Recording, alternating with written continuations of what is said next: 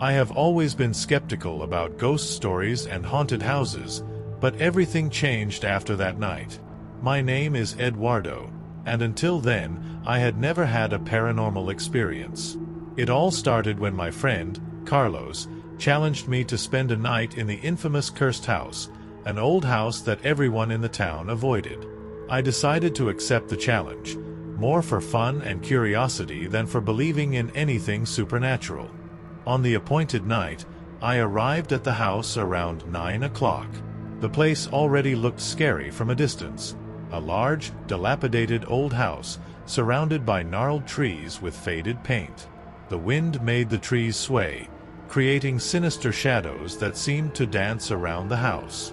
The windows were dirty and broken in some places, and the front door was ajar, swinging slightly with the breeze.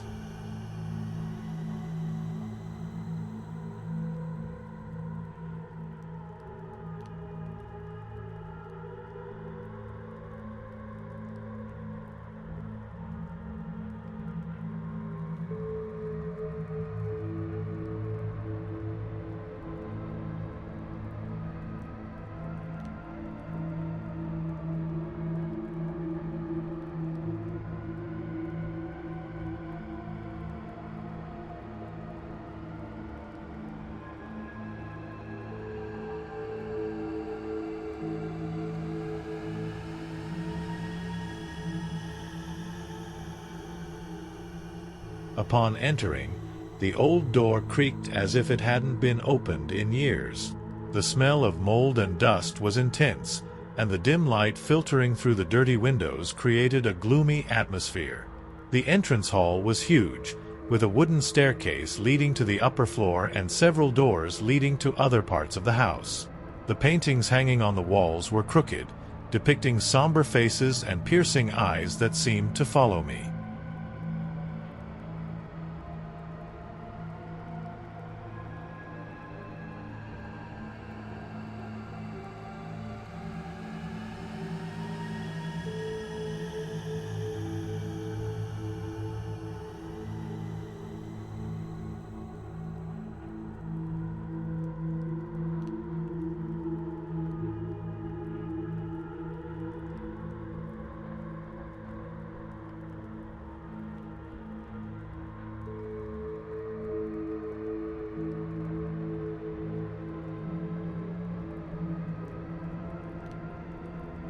I started exploring the ground floor, each step echoing off the empty walls. The first rooms were filled with old furniture covered in dusty sheets, as if the house was waiting for its former occupants. There was a stopped grandfather clock, marking a time that seemed lost. Suddenly, I heard a loud noise coming from upstairs, as if something heavy had fallen. My heart raced, but I decided to go up and investigate.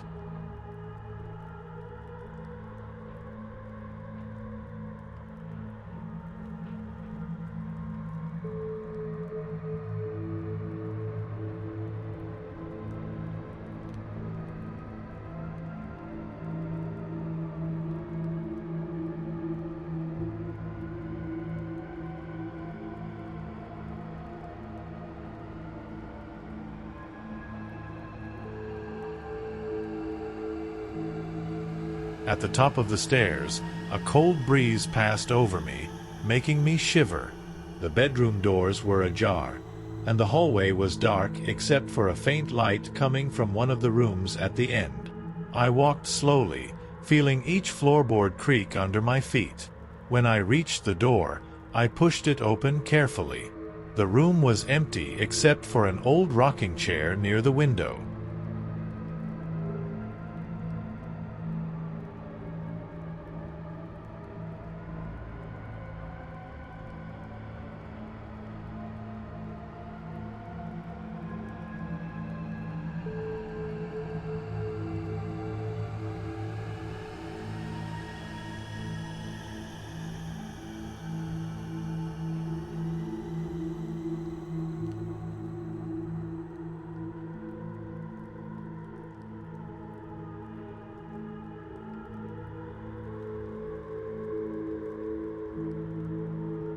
As I looked around, The chair began to rock on its own. My first instinct was to run, but I was paralyzed by fear and curiosity. That's when I heard a low whisper coming from somewhere behind me. I turned quickly, but there was no one there. The whisper continued, forming words I couldn't understand.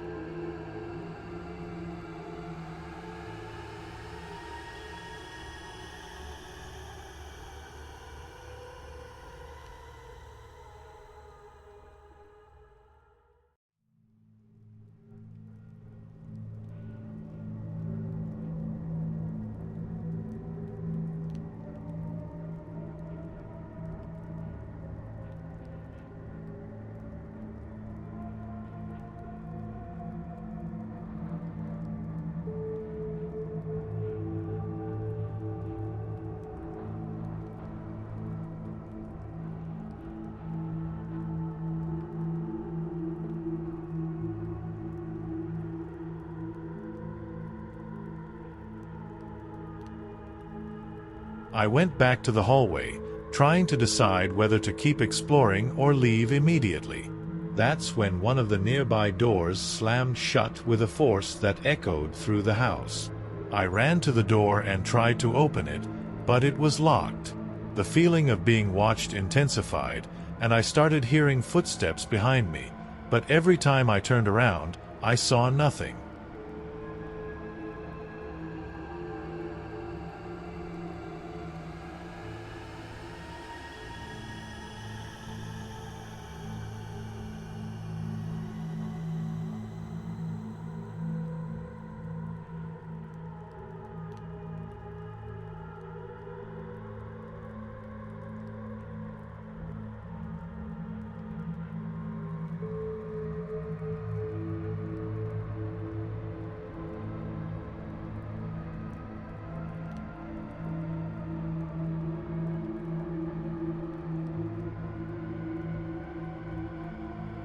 I ran down the stairs and entered a living room. There was a large mirror on the wall, and as I approached, I saw a figure behind me. I turned quickly, but once again, there was no one there. The reflection in the mirror, however, still showed the figure. A woman dressed in white, with a vacant, pale look. I took a step back, and she started to approach in the reflection, even though I couldn't see her outside the mirror.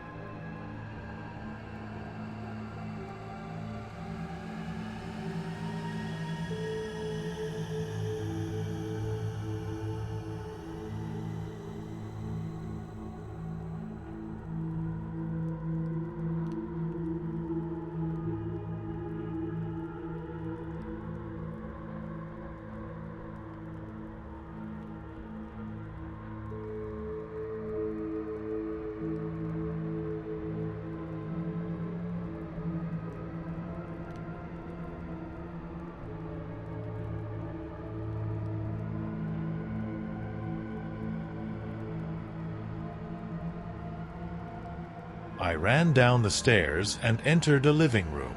There was a large mirror on the wall, and as I approached, I saw a figure behind me. I turned quickly, but once again, there was no one there. The reflection in the mirror, however, still showed the figure. A woman dressed in white, with a vacant, pale look. I took a step back, and she started to approach in the reflection, even though I couldn't see her outside the mirror.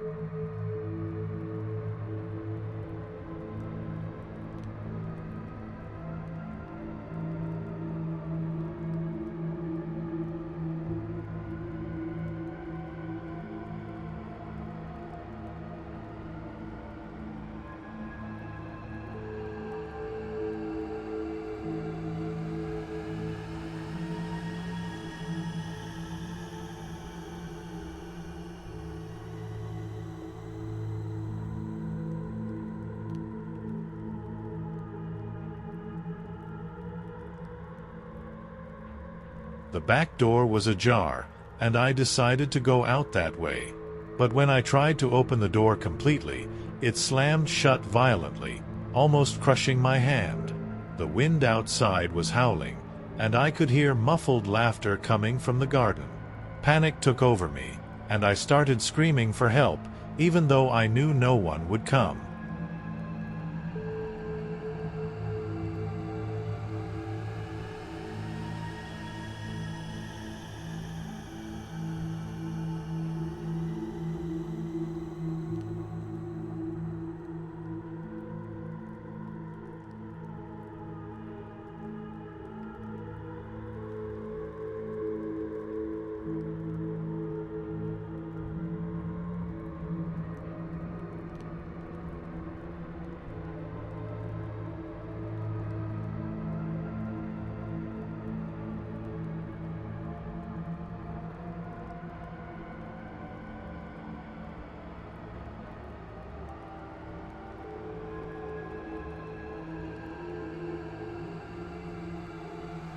I remembered the basement I had seen in the entrance hall and decided it might be safer to go down. I found the basement door and descended the wooden steps, which creaked with every step. The smell of damp was strong, and the darkness seemed to envelop me completely. I turned on the flashlight on my phone, trying to illuminate the path ahead. The basement was filled with old boxes and broken furniture. In the far corner, I saw a crouched figure that appeared to be crying.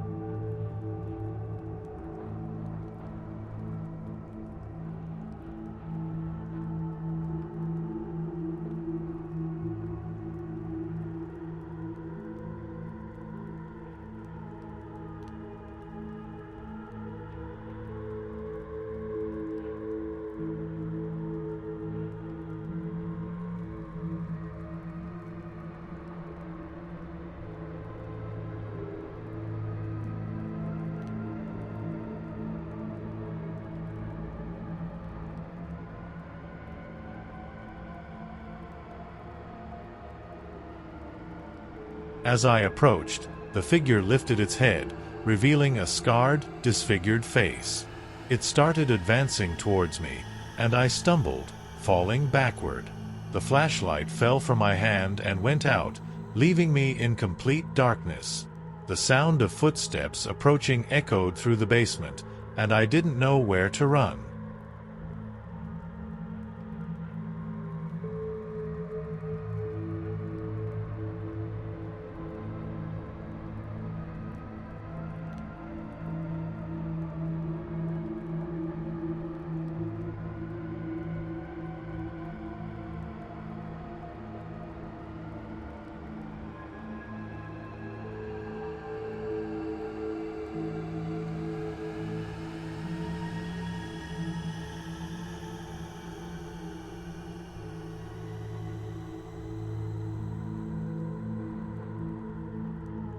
With adrenaline coursing through my body, I managed to get up and find the flashlight. The figure was only a few meters away, and I managed to run back to the stairs. When I reached the top, the basement door slammed shut with a bang, but I managed to get out before being trapped inside.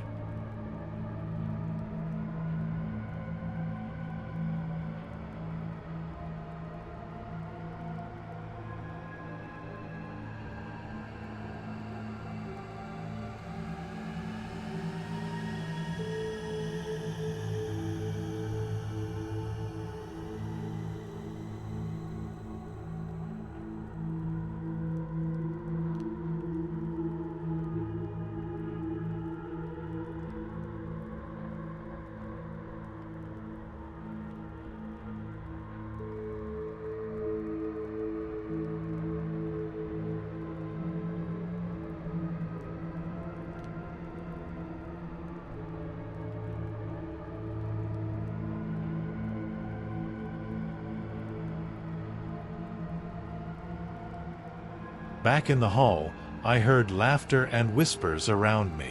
The candles I had seen before were now all lit, scattered throughout the house. The shadows they cast on the walls seemed to come to life, moving and contorting in impossible ways. I ran to the front door, but it was locked. I desperately tried to open it, but to no avail.